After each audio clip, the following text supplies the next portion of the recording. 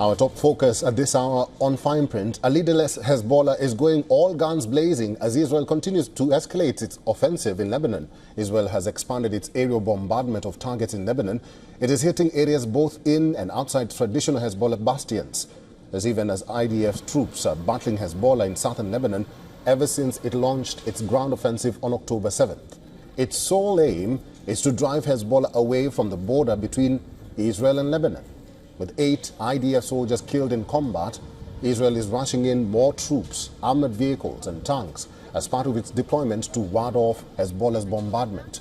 The Iran-backed Hezbollah, on the other hand, is preparing for a long war of attrition in South Lebanon after Israel wiped out its top leadership.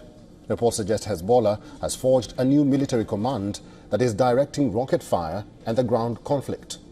As Israel pushes into Lebanon, violent clashes between the Hezbollah and IDF troops have escalated. Hezbollah claims it is fighting the Israeli troops with machine guns at point-blank range on the Lebanon border. It has also been taking advantage of the difficult terrain to counter Israel's ground offensive. Amid the ongoing fierce border clashes, it appears a victory in Israel-Hezbollah war will not be easy. Hezbollah has faced a massive blowback, diminished by 3 weeks of non-stop devastating Israeli strikes.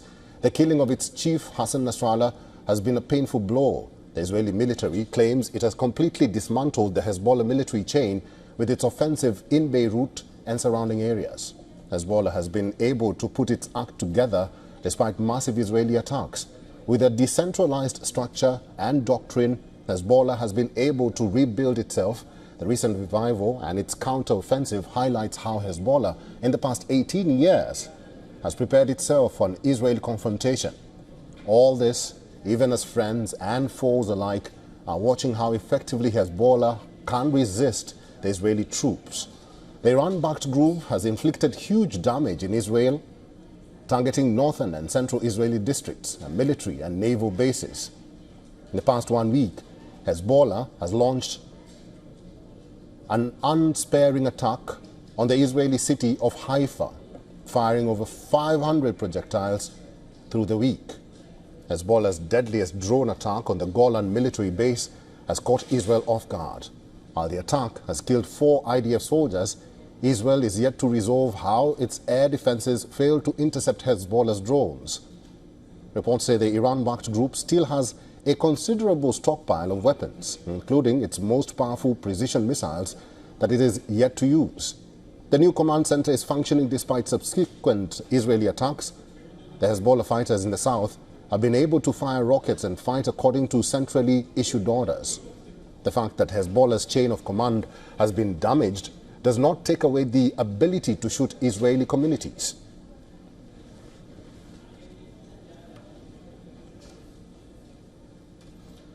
Mr. Jack Rausch is a research associate at United Against Nuclear Iran. He is now joining us live from London. Mr. Rausch, thank you very much for making time for us and welcome. Let's try and decode what's happening at the border of Israel and Lebanon. And despite Israel's efforts to eliminate Hezbollah, the militant group has remained defiant, and unlike in Gaza, it's even forcing the IDF to retreat from the borders. In your view, what's giving the group the zeal or the capability to keep the fighting going? Thank you for having me. The fundamental difference between Hezbollah and Hamas is that Hezbollah's links to Iran are much closer and much stronger. Iran's Islamic Revolutionary Guard Corps was involved in the formation of Hezbollah, and since the 1980s, Iran has supplied Hezbollah with a steady stream of financial and material support. That includes the rockets and drones that Hezbollah has used in the past year against Israel on a near daily basis, and the small arms that are currently being used against the Israeli offensive.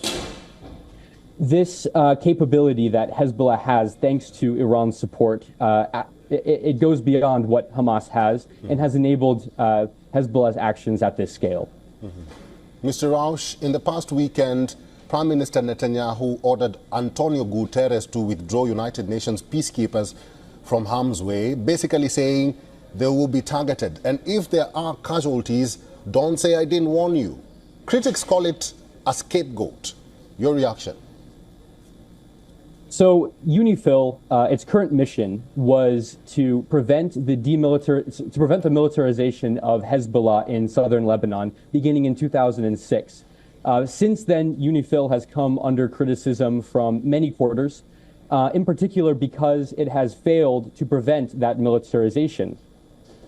Hezbollah itself has criticized UNIFIL and claimed that UNIFIL has acted in favor of Israel or Israel's wider interests.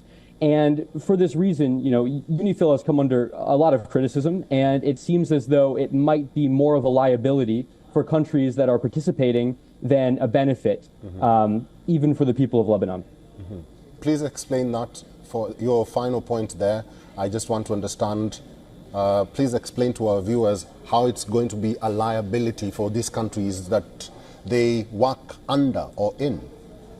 Yes. So UNIFIL is comprised of numerous participatory countries. Some countries have participated for brief periods of time. Some have participated over the course of the current mission beginning in 2006.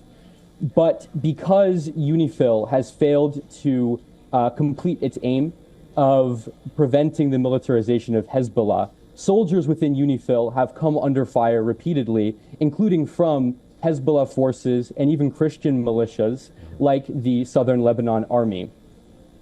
Because of this, participation in UNIFIL could be a liability for countries who do not wish to see their soldiers put at risk.